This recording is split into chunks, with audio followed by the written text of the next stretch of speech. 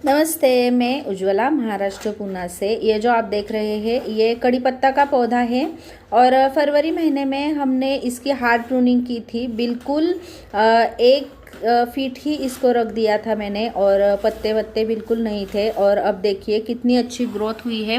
वैसे तो कड़ी पत्ता की केयर कैसे करते हैं या इसे घना कैसे बनाते हैं इसके बारे में बहुत सारे वीडियो चैनल पर अवेलेबल है, आप उन्हें भी रेफ़र कर सकते हैं। अभी नवंबर महीना है और सर्दियाँ अब शुरू हो गई है। अब इस मौसम में हमें इस पौधे को ज़्यादा खाद देने की बिल्कुल भी ज़रूरत नहीं है, क्योंकि अब ये पौधा डॉर्मेंसी में जाता है और इसे ज़्यादा खाद ज़्यादा पानी की आवश्यकता नहीं होती है। तो इसकी नीड पूरी करने के लिए अभी इस महीने में हमें इसमें कंपोस्ट मिलाना बहुत ज़रूरी है। इसके बाद किसी किसी के यहाँ पे कड़ी पत्ता के पूरे पत्ते पीले पड़ जाते हैं, पूरा पत्ते बिल्कुल भी नहीं रहते हैं पौधे के ऊपर, तो घबराने की ज़रूरत नहीं है। ये इसका डॉर्मेंसी का पीरियड है और पौधा अपने पत्ते पीले करके गिराता है। ये एक नेचुरल चीज़ है। जैसे जैसे पत्ते पीले पड़ जाएंगे वैसे वैसे आप निकाल के उनको रसोई घर में यूज़ कर सकते हैं, या फिर जैसे इतने हरे पत्ते होने के जब भी होते हैं हरे पत्ते तभी आप इन्हें निकालिएगा और इसका यूज़ कर सकते हैं, ताकि पीले पत्ते तो ज़्यादा हम यूज़ नहीं करते हैं खाने के लिए। तो ऐसे ही हरे पत्ते निकाल के आप इसका यूज़ कर दीजिएगा और फिर बाद में हम फरवरी में इसमें फिर से खाद डाल के या फिर प्रूनिंग करके इसकी ग्रोथ अच्छे से ले सकते हैं। अब इन दिनों में पौधे के ऊपर ज़्यादातर स्पाइडर माइट या फिर मिलीबग का अटैक होता रहता है और इसकी वजह से इसके ऊपर हर 7वें दिन हमें कोई ना कोई पेस्टिसाइड का स्प्रे ज़रूर करना है, जो भी हम घर पर बनाते हैं उसका, क्योंकि इन दिनों में ऐसा स्प्रे नहीं किया तो पौधे के ऊपर बहुत ज़्यादा मात्रा में फंगस लग जाती है या फिर कीड़े मकोड़े का अटैक हो जाता है और पौधा हमारा ख़राब भी हो सकता है। उससे बचने के लिए हर 7वें दिन इस पर स्प्रे करना बहुत ज़रूरी है। और इसको गुड़ाई बहुत पसंद होती है, तो हमें हर 15 दिन में या फिर महीने में इसके ऊपर गुड़ाई भी करनी है। आप खाद दीजिए या नहीं दीजिए, गुड़ाई तो ज़रूर करें। ये छोटा सा मेरा स्पाइडर प्लांट है और ये काफ़ी दिनों से इस पौधे में ही रखा हुआ है। इसके बारे में भी वीडियो चैनल पर अवेलेबल है। ये मैंने दवाई की बोतल की छोटा सा DIY बनाया है, उसमें ये लगाया हुआ है, अच्छी सी ग्रोथ हो रही है।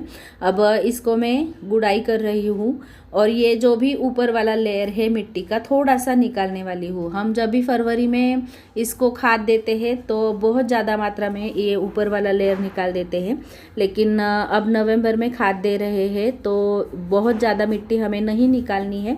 थोड़ी सी ऊपर की 1 से 2 इंच तक मिट्टी हम निकाल देंगे और फिर उसके मिट्टी में हमें खाद ऐड कर देनी है। खाद के तौर पे मैं ये वर्मी कंपोस्ट मिक्स करने वाली हूँ, क्योंकि ये पत्ते प्रोड्यूस करने वाला पौधा है। फूल या फिर फल इसके हम कुछ यूज़ में नहीं लाते हैं, तो फूल या फल हमें नहीं चाहिए, तो कंपोस्ट ये एक आइडियल खाद है इसके लिए। और कंपोस्ट देने के साथ साथ हम इसमें बोन मील या फिर रॉक फॉस्फेट भी मिलाएंगे, क्योंकि कड़ी पत्ता को बहुत ज़्यादा कैल्शियम की आवश्यकता होती है, कैल्शियम इसे पसंद होता है। तो इसके लिए आप अंडे के छिलके का भी इस्तेमाल इस समय पे कर सकते हैं, मल्चिंग के तौर पे कर सकते हैं, या फिर मिट्टी में मिक्स किया तो भी चलेगा। तो वो धीरे धीरे डिकम्पोस्ट होते रहते हैं और पत्तों में मिट्टी में कैल्शियम ऐड करते रहते हैं। ये दुर्गा कंपनी का वर्मी कंपोस्ट मैं हमेशा यूज़ करती हूँ, काफ़ी अच्छे रिज़ल्ट मिलते हैं मुझे इस पर। और गुलाब के लिए भी मैं यही खाद इस्तेमाल करती हूँ। इसके साथ साथ हमें नीम खली का इस्तेमाल भी करना है। नीम खली बहुत ज़्यादा ज़रूरी है, क्योंकि इन दिनों में मिट्टी से कोई फंगस पौधों को लग गई तो वो भी बहुत बुरी बात है। हम पौधा रिपोर्ट नहीं कर सकते मिट्टी में अगर कोई फंगस जड़ों को लग गई तो, और पौधा हमारा ख़राब हो सकता है। इसलिए हमें नीम की खली इस्तेमाल करनी है। और साफ़ की पाउडर हम इसमें डाल रहे हैं, थोड़ी सी साफ़ की पाउडर, और ये रॉक फॉस्फेट है मेरे पास, तो मुट्ठी भर मैंने रॉक फॉस्फेट लिया है। तो इन 3 चीज़ों को हमें अच्छे से मिला के हमारे पौधे में इस्तेमाल करना है। देखिए 2 मुट्ठी तक कंपोस्ट, 1 मुट्ठी मैंने नीम खली ली है थोड़ी सी साफ़, और 1 से 1.5 मुट्ठी तक मैंने रॉक फॉस्फेट लिया है। इसको हमें अच्छे से मिला देना है और पौधे के रीम के बराबर गोल आकार में हमें खाद को मिक्स करना है। बिल्कुल जड़ के पास या फिर टहनी जो स्टेम होती है उसके पास हमें खाद नहीं देनी है। और जो भी मैंने मिट्टी निकाली है वही मिट्टी मैं इसमें यूज़ करने वाली हूँ। आप चाहे तो इसकी ऊपर वाली मिट्टी चेंज भी कर सकते हैं, लेकिन इसमें भी तो खाद होती है थोड़ी मात्रा में। हम जो भी लिक्विड खाद देते हैं उसका अंश इसमें होता है, तो मैं यही मिट्टी यूज़ करती हूँ। इसमें अंडे के छिलके भी बहुत ज़्यादा मात्रा में हैं। मैं हमेशा कड़ी पत्ता के पौधे में अंडे के छिलके रखती हूँ ताकि जो भी स्लग स्नेल्स होते हैं उनसे भी पौधा सेफ रहता है और अच्छे से वो ग्रोथ भी कर लेता है। अंडे के छिलके धीरे धीरे डिकम्पोस्ट होते रहते हैं। इनमें बहुत ज़्यादा मात्रा में कैल्शियम होता है, तो कैल्शियम की तो इसको बहुत ज़्यादा ज़रूरत होती है। तो अंडे के छिलकों का भी आप इस्तेमाल कर सकते हैं। इसके साथ साथ कौन सी चीज़ों का इस्तेमाल कर सकते हैं इसके बारे में मैंने वीडियो बनाया हुआ है, आप उसे चैनल पर चेक कर सकते हैं और देख सकते हैं। इस तरह से अगर कड़ी पत्ता की आपने सर्दियों में केयर की, खाद डाली तो बहुत अच्छे से ये फरवरी में ग्रोथ करेगा। इसको पानी की बहुत ज़्यादा ज़रूरत नहीं होती है। तो आप देख रहे हैं मिट्टी मेरी कितनी भुरभुरी और सूखी सूखी है।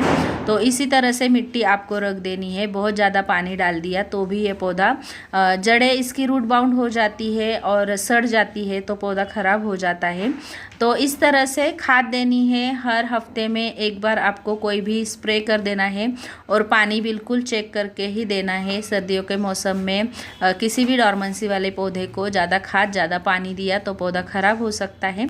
ऐसी केयर आपको सर्दियों में कर देनी है। इसकी प्रूनिंग या पिंचिंग अभी हमें नहीं करनी है, नहीं तो वहाँ से फंगस हमारे पौधे को हो सकती है, या फिर खुला रहता है पोर्शन तो वहाँ से कोई भी कीड़े मकोड़े अटैक कर देते हैं। तो इस तरह से आप सर्दियों में कड़ी पत्ता की केयर ज़रूर कीजिएगा। तो कैसे लगा आपको वीडियो? अच्छा लगा तो लाइक ज़रूर कीजिएगा और चैनल को सब्सक्राइब भी कीजिएगा।